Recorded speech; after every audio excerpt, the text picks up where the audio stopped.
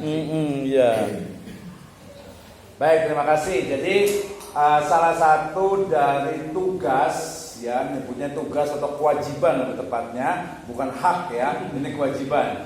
Salah satu dari kewajiban mahasiswa di Magister Ekonomi Syariah dan juga di level master itu adalah membuat tesis. Ya, sekarang ditambah satu lagi yaitu jurnal.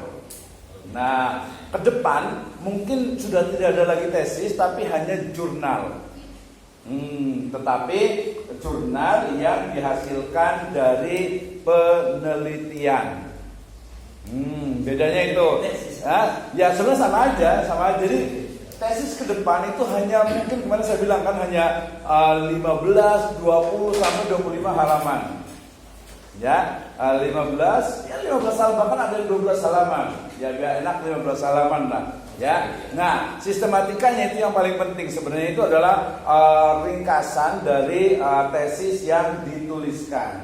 Oke, nah itu yang pertama. Jadi menulis tesis hingga saat ini itu adalah masih menjadi kewajiban untuk mahasiswa di level master. Nah, kalau di sarjana itu kan skripsi. Nanti kalau di S3 itu adalah disertasi. Kalau di luar negeri semuanya menggunakan istilah tesis.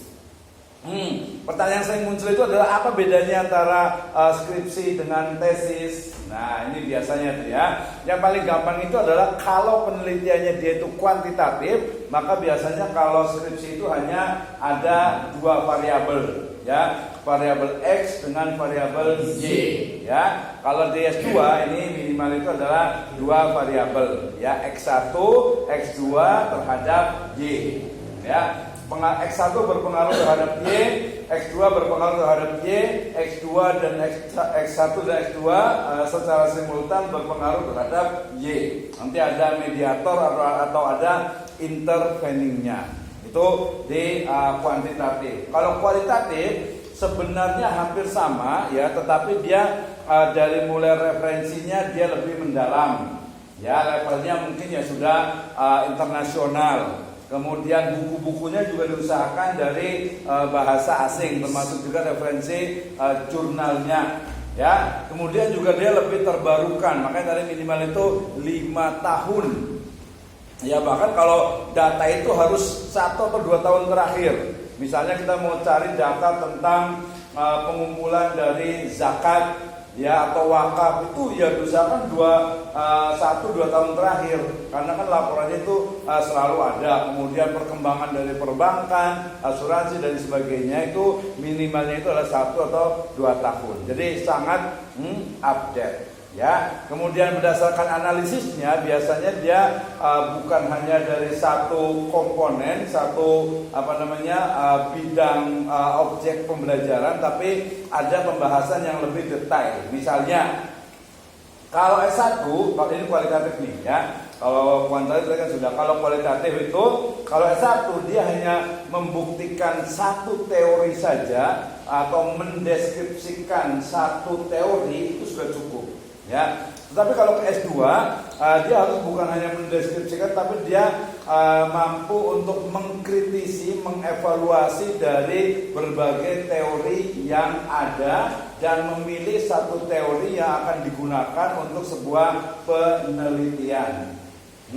Misalnya, kenapa sih orang Islam itu dia Muslim tapi masih menggunakan bank konvensional, bank riba? Kira-kira kenapa nih? Apakah dia tidak tahu, ya, atau sudah tahu tapi tidak mau tahu? Nah, nanti ada teorinya tentang perilaku dari manusia. Atau mungkin ada juga yang mengatakan kenapa tokoh A misalnya dia kok masih membolehkan bunga bank. Nah, dia pakai dasar apa sih sehingga kemudian dia masih membolehkan? Nah, itu mendeskripsikan teori, kemudian mengkritik, kemudian memilih satu teori yang dianggap cocok untuk penelitiannya. Kalau S3 berarti nanti dia mendeskripsikan, kemudian memetakan, kemudian membuat sebuah teori, kemudian mempraktikkan atau mengimplementasikan teori tersebut di masyarakat. Itu perbedaan antara skripsi, tesis, dan disertasi. Oke. Kemudian yang paling penting juga terkait dengan tesis itu adalah apa? Bahwa tesis itu sebenarnya dia adalah hanya latihan. Ya, masih ingat yang kemarin bahwa dua skill yang harus dikuasai oleh mahasiswa magister ini adalah pertama adalah apa? Speaking ya dan writing. Ya, speaking dan writing. Ya, kalau namanya kuliah ya dicoba dua-duanya. Nanti kalau sudah lulus bisa jadi mungkin hanya nulis saja, mungkin hanya speaking saja. Gitu ya. Tapi menulis sendiri sebenarnya itu juga sama tadi, melatih untuk berpikir sistematis dan logis. Tentu saja harus empiris. Nah, berarti nanti mencari masalah ya yang kemudian nanti bisa diselesaikan dengan menggunakan metode. Berarti menulis tesis adalah atau kita sebut dalam nama itu hanya latihan agar kita itu terbiasa untuk ini identifikasi masalahnya, ini metodenya, ini cara menganalisisnya, ini hasilnya. Ya, jadi hanya latihan, jadi jangan perlu khawatir. Ya, latihan baik latihan secara IQ ataupun latihan secara EQ, emosional. Ya, karena biasanya mahasiswa itu biasanya selalu disalahkan. Ingat ada semboyan, walaupun semboyannya salah gitu ya. Jadi mahasiswa selalu salah dan dosen selalu benar. Ya, jadi kan pengalaman tuh. Jadi jangan berharap walaupun benar, walaupun nanti harusnya pakai data sih. Saya tadi ceritakan ya. Belum kali ya? Oh belum, yang sebelumnya berarti. Jadi ketika S1 saya waktu ujian tesis S2 saya ujian tesis itu saya bantah Profesor Dr. Amin Suma, ya, dan ternyata nilainya dikasih jelek tuh. Waktu itu mungkin agak kurang ilmiah gitu ya. Tapi kemudian ketika S3 ujian disertasi itu saya bantah juga ada Prof. Nurul lain dari UIN Bandung itu, nilainya ya gak jelek-jelek amat gitu ya, cukup bagus juga. Tapi waktu itu kebetulan dengan data dan saya menguasai data waktu itu di disertasi, sehingga saya bilang ini data saya seperti ini. Kemudian saya menggunakan etnografi sehingga saya tahu saya di sana itu data itu saya ambil langsung direct gitu, saya tidur di sana, makan di sana itu berbulan-bulan saya di sana. Nah, itu baru jadi intinya adalah by data. Jadi kalau membantah ya dengan data nggak apa-apa. Ya, dengan bukti bahwa ini benar seperti ini. Ya, jadi bukan ini. Walaupun kadang ada tetap aja kadang dosen ngeyel juga sih. Jadi itu semuanya walaupun itu salah gitu ya. Oke, jadi tesis adalah latihan untuk kita bisa berpikir logis, sistematis dan empiris. Nah, berarti syarat sebuah tesis di prodi yang pertama tentu saja dia adalah apa? Sesuai dengan prodinya. Jangan lupa nih ya. Mari sesuai dengan prodi kita itu adalah Magister Ekonomi Syariah. Berarti harus paham tentang apa itu ekonomi syariah. Ya.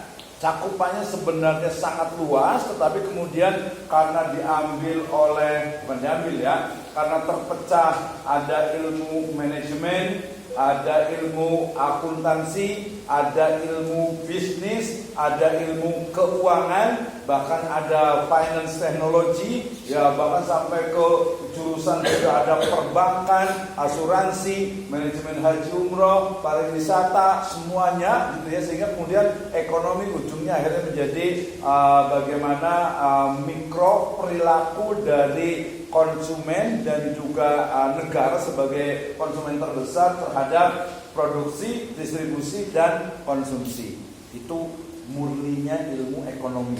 Tetapi kemudian dalam tataran filsafat ilmu kita menemukan berarti ilmu ekonomi yang kita pelajari, ilmu ekonomi syariah yang kita pelajari ini ternyata masih bebek, masih mengikuti dari kerangka berpikirnya ilmu ekonomi konvensional.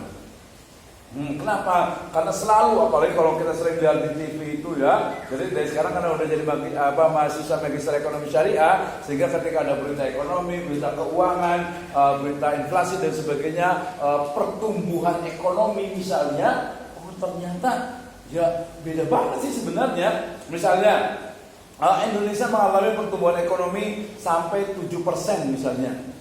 Apa yang jadi ukuran Oh ternyata yang jadi ukuran itu adalah apa? Suku bunga. Nah gitu kan. Jadi udah beda banget sebenarnya.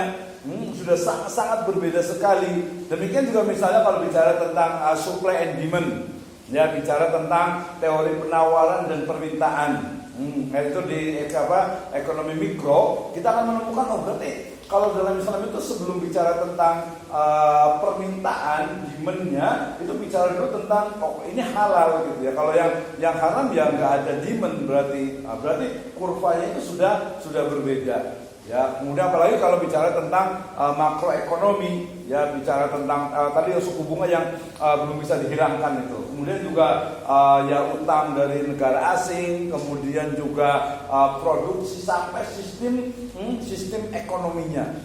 Nah, ini menjadi menurut saya sangat penting sekali. Misalnya pengelolaan dari sumber daya alam suatu negara, gitu kan ya. Nah ini sangat berbeda sekali sehingga sebenarnya kalau kita belajar ilmu ekonomi syariah itu adalah ilmu yang masih baru dan terus berkembang. Berangkatnya dari mana? Saya pernah diskusi dengan satu tokoh bidang ekonomi. Beliau mengatakan bahwa ketika kita bicara tentang ekonomi, yang pertama dibahas itu adalah tentang distribusi kekayaan. Ya, jadi distribusi kekayaan itu seperti apa? Agar apa? Kalau di surat apa? Al-Hasr ayat ke-7.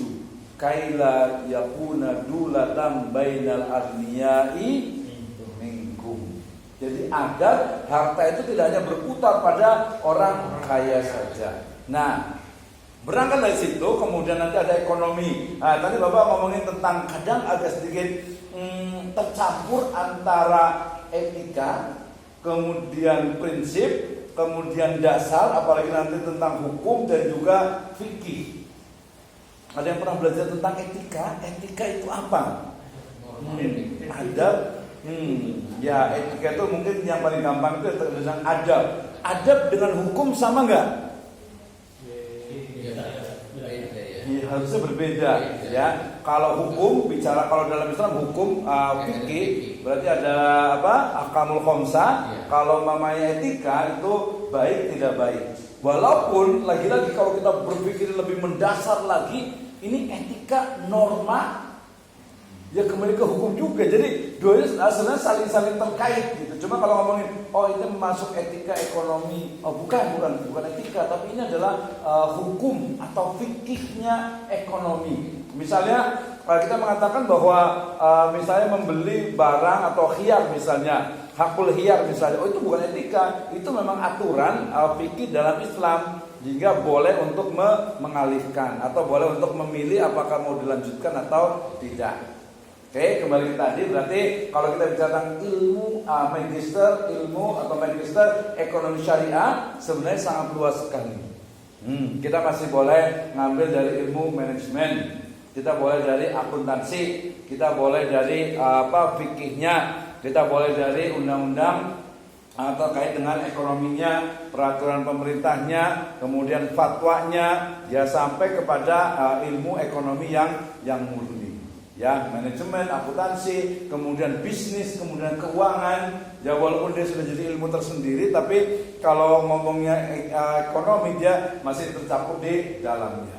Oke, nah ini yang paling penting. Jadi ketika membahas tentang tesis, berarti tadi selain prodi, ya sesuai dengan prodinya, kedua itu adalah memang datanya itu mudah didapatkan. Ya dengan pertimbangan tentu saja waktu dan biaya. Kalau mau bagus ya berarti ideal gitu penelitiannya. Kalau mau tesis yang paling ideal nih, ya minimal satu provinsi lah, gitu ya. Iya satu provinsi ya, turunin dikit boleh lah, kabupaten lah. Tapi kabupaten terlalu kecil gitu ya. Jadi provinsi harus satu provinsi lah gitu. Penelitian, jadi jangan hanya di satu SD, satu sekolahan, satu pesantren. Nah, itu ya S1 sebenarnya. Iya, tadi kan kalau kuantitas dua variabel, kalau namanya kualitatif ya dua pesantren lah, dua sekolahan. Misalnya membandingkan antara leadershipnya Darun Najah yang di sini dengan Darun Najah di sana seperti apa, sama atau enggak, atau mungkin kepala sekolah kalau di sini tuh, kalau di saya itu ada SMK dengan Aliyah atau dengan SMA-nya sama atau tidak ininya. Jadi minimal jangan satu lah gitu ya. Ya, kemudian nanti yang paling penting juga tadi levelnya ya provinsi lah, itu yang paling ideal gitu. Karena leadership itu nasional. Kalaupun individual itu biasanya nanti menggunakan case study itu biasanya memang yang menarik, unik ya. Termasuk juga nanti ada unsur inovasi dan ada unsur novelty atau kebaruan. Nah, jadi kebaruan itu misalnya ya jangan yang udah misalnya kalau kuantitatif lagi-lagi paling pengupahan, leadership, lingkungan kerja, kemudian kinerja itu aja gitu ya. Ya walaupun di sini sih ya diterima aja sih kalau mamanya ini ya kalau bisa misalnya gitu. Ya udahlah, yang penting yang penting usaha dulu, yang penting paham dulu nih. Ya jadi sesuai dengan prodi. Yang kedua adalah mudah mendapatkan data, pertimbangannya waktu dan tempatnya. Ya kemudian juga kita suka dengan tema itu. Biasanya kadang saya tukar sih, kita suka cinta dengan tema itu. Atau juga yang membuat penasaran. Atau mungkin yang lain yang masih muda nih biasanya, yang tua juga nggak apa-apa juga sih, yang challenging, yang menantang gitu ya. Misalnya ada yang pengen jadi mungkin pengen jadi apa ya? Kalau ini pengen jadi apa nih? Pengen jadi apa? Profesi apa pengennya? Dosen. Oke, berarti kalau pengen jadi dosen jangan tanggung-tanggung, berarti risetnya adalah ya yang paling keren di mana ya UI lah gitu. Jadi penelitiannya adalah dosen-dosen di UI.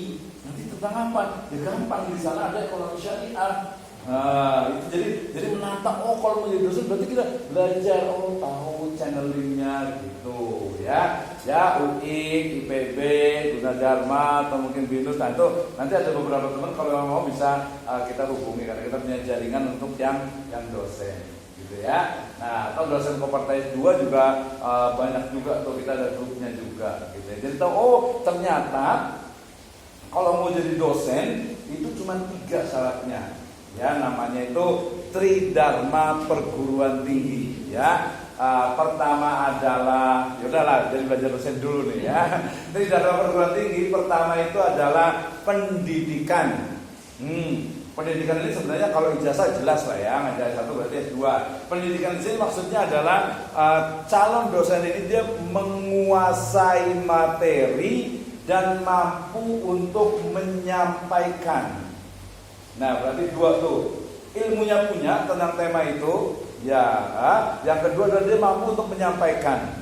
Kalau ilmu gampang ya, tolabul ilmi minal mahdi ilal lahdi. Ya saya waktu pertama ngajar di Singapura itu ngajar statistik.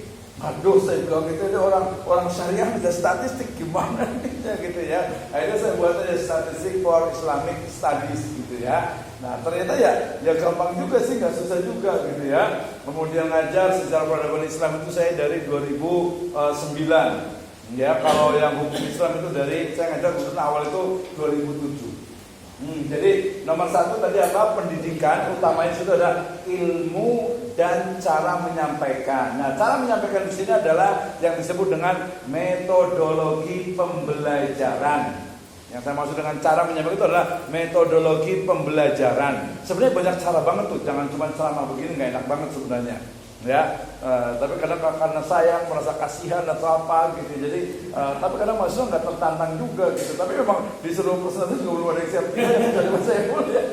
Berarti kan nggak salah juga, walaupun kadang perlu paksa dikit gitu. Jadi, tapi yang disebut yang sama dengan metodologi pembelajaran itu adalah jangan sampai ya cara mengajar kita itu masih sama dengan cara mengajar dosen kita dulu.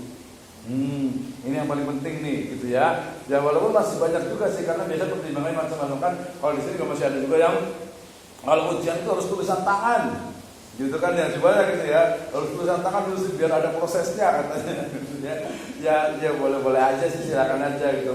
Modelnya tadi hanya ceramah saja, ceramah kemudian bikin PowerPoint kemudian presentasi. Udah gitu juga gitu ya. Atau ada juga yang polanya itu tadi karena polanya masih mengikuti lama itu jadi pola-pola diktator ada juga gitu ya. Jadi ngajarnya itu ya pokoknya kamu harus ikut saya gitu tadi itu berlaku. Pokoknya dosen itu semuanya itu adalah benar. Nah, gitu ya. Jadi sehingga jadi itu pembelajaran atau pendidikan. Yang kedua adalah penelitian dan yang ketiga adalah pengabdian. Nah, penelitian ini kenapa harus buat tesis? Jawabannya kalau mau jadi dosen, penelitian itu harus betul ya, harus benar-benar ya, harus benar. Jadi penelitian kayak gimana?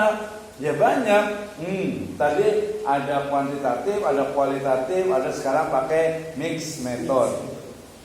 Mungkin ada yang belum paham ini metode penelitian gimana cara ininya ya? Cara metodenya seperti apa, desain penelitiannya seperti apa, pendekatan penelitiannya bagaimana, datanya seperti apa, cara mendapatkan data bagaimana, cara menganalisis data bagaimana, gitu ya, cara memilih masalah, menentukan masalah itu seperti apa. Nah ini juga, jadi kadang orang itu belum paham juga. Nah saya yang kadang nggak paham juga nggak mau nanya juga sih. Gitu makanya kita saya suka tanya gitu. Nah semakin misalnya buat judul ini ganti lagi ini ya nggak apa-apa, justru bagus. Iya, jadi tahu gitu ya. Kalau bisa sebenarnya kalau di mata kuliah kita ini juga suruh buat proposal semuanya nih pakai kuantitatif semuanya. Gitu ya. Ini bisa kuantitatif, statistik. Sedikitnya berapa persen nih? Dulu pernah bikin. Yang satu judulnya apa? Pengaruh. Kan gampang ya. Jadi pengaruh secara pelaksanaan terhadap proses pembelajaran. Kita tanya dulu, populasinya ada berapa? Populasi 40. Kalau sampelnya? Sampelnya 40. Populasi ada berapa?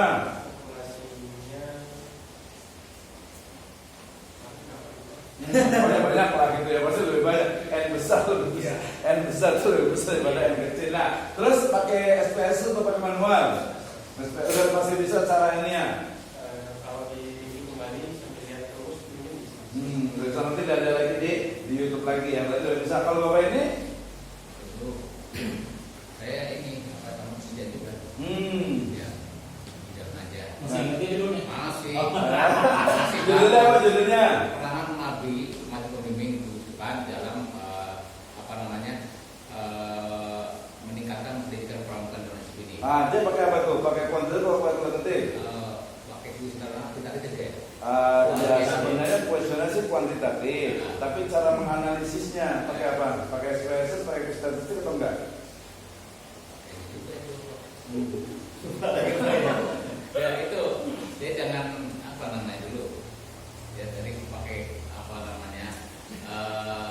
tingkat kebersihan biasanya dulu dengan cara kita itu literasi juga ya, berita yang itu kita kualitas namanya. Jadi ya. Kalau kuesionernya dia sebenarnya kuantitatif, tapi ketika data kuantitatif kemudian dianalisis tanpa statistik, itu berarti dia kualitatif. Jadi dari itu saya